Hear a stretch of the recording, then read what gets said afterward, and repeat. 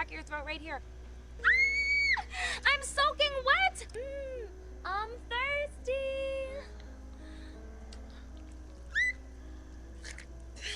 It's not possible.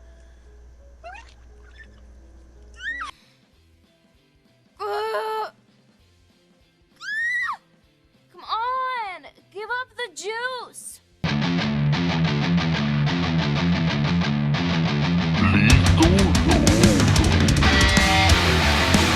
The clip I just showcased to you is not a promotional advertisement for a porno site, even though it may seem like it.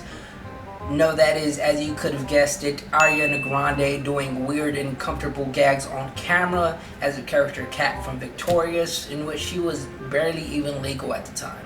Now you'll notice a lot of these inappropriate sexual innuendos throughout a show that's demographic is usually targeted towards young adults 12 and plus, and also a lot of feet.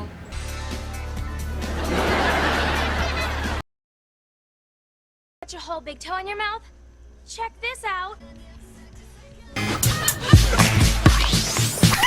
Go rub it like a man.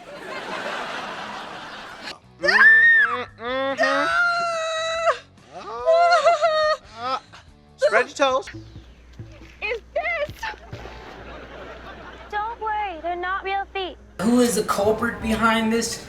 Dan Schneider. Now, if you were a fan of Nickelodeon, then you are aware of who Dan Schneider is. But if you weren't, Dan Schneider was a producer slash screenwriter for a lot of well-known shows on Nickelodeon, such as All That, Drake and Josh, Zoe 101, iCarly, Victorious, Sam and Cat, as well as a lot of other numerous shows. Now, a lot of these shows actually went on to be pretty successful, which is why the higher-ups on Nickelodeon probably looked the other way when it came to Dan's predatory behavior, because capitalism. And the camera was... That was amazing. That was one of the better things I've ever heard. Hey! Hi, what's going on here? Nothing. You didn't cut out that part. Why are you sitting on the floor of the set? Because we are. They are. Did you just bark?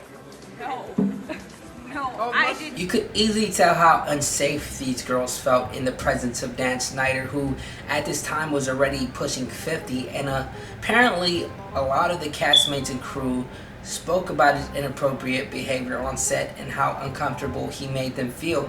One of these castmates was Jeanette McCurdy, a star of iCarly, who had an autobiography called I'm Glad My Mom Died, which great title, and where she details her experience with what people can assume is Dan Schneider. Now, for legal purposes, she's unable to actually speak on the name of the person, so instead she calls him the creator, which, I mean, come on now. Now you know the world is fucked up when a victim has to refer to their abuser like the final boss in a JRPG. I mean, it's absurd. In her book, she details on how the creator tries to get her to drink, even though she told him no on multiple occasions, even going as far as comparing the iCarly cast to the Victorious cast, which is another show he was producing at the time, saying things like, y'all guys need to loosen up, y'all guys are too uptight over here, the people on the Victorious set party all the time, they drink, they're cool, they're chill. And if you are unaware, this is a manipulative tactic that abusers have the tendency to use, called social comparison, and where the abuser tries to get the victim to do what they want by comparing them to other people.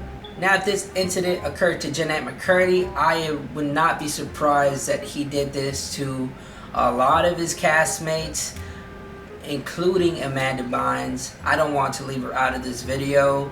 She went through a little rough patch in the early 2010s, and I think a lot of it could possibly be due to trauma caused by Dan Schneider. I'm not entirely sure. I don't want to put that too out there, but I think he definitely is a part in that sort of kind of downward spiral that she went through. What do you have, Dad? What does it do? It propels super spitball and 5,000. Right here. Up to spitball and She's a star, so she gets a big, she gets a big spitball shooter thing. You go, boy. I don't know what it is. It's like once you reach a level of power, you just overstep every single boundary just because you feel like there'd be no consequences for it. I like to call this the Harvey Weinstein effect. And to an extent, for a large period of time, this actually reigns true for a lot of abusers, unfortunately, who use their power as a form of attaining what they want. Because at the end of the day, they are capable of manipulating those underneath, knowingly aware that they aren't going to do anything about it because of the opportunity at hand. And if the abuser is making enough money, then the higher-ups aren't going to do anything about it because of the monetary value being generated, because fucking capitalism. I mean, just look at this man. He looks like a Discord mod. He looks like he looks like Chris Hansen is about to go tell him to take a seat. He looks like the only breast he's ever seen is when he squeezes his elbows together and he's looking in the mirror. I mean, he fits the role so perfectly. Oh, and another thing on how strange this man is, as showcased on the compilation of feet, he definitely had a thing for feet. We can all agree on that. Majority of people who know Dan Schneider associate him with feet. Like, those two are synonymous together, like police performing hate crimes. I'm sorry. Anyway, so, yeah, there was a tweet. Let me see if I can find it. There was a tweet on the Salmon Cat Twitter page. For any of you who are unaware what Salmon Cat is, it's another show that he produced with Ariana Grande and Jeanette McCurdy that said, Salmon Cat tomorrow, right on the bottom of your foot, take a pic and use hashtag Salmon Cat Saturday.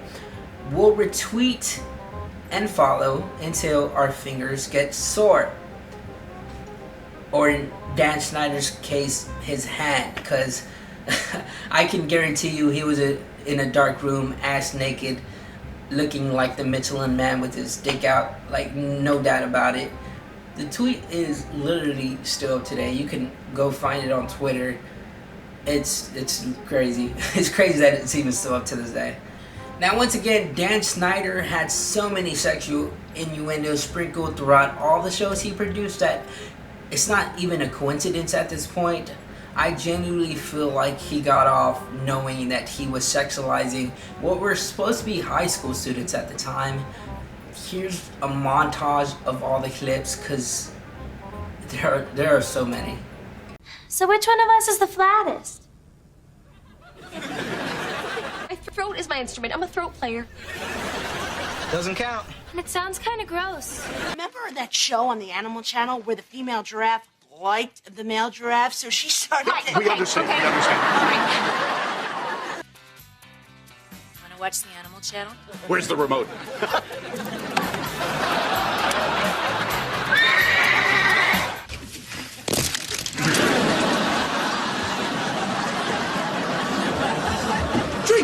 Jake, guess what? Dad's on... Okay, what's all over his face? Forget about it.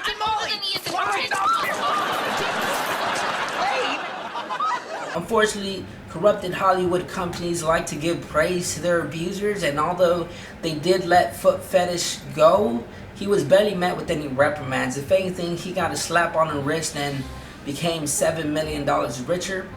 And just like a lot of these abusers, they have the tendency to go quiet until the public outrage subsides, and sometimes even try to come back, which is what Dan Schneider is trying to do.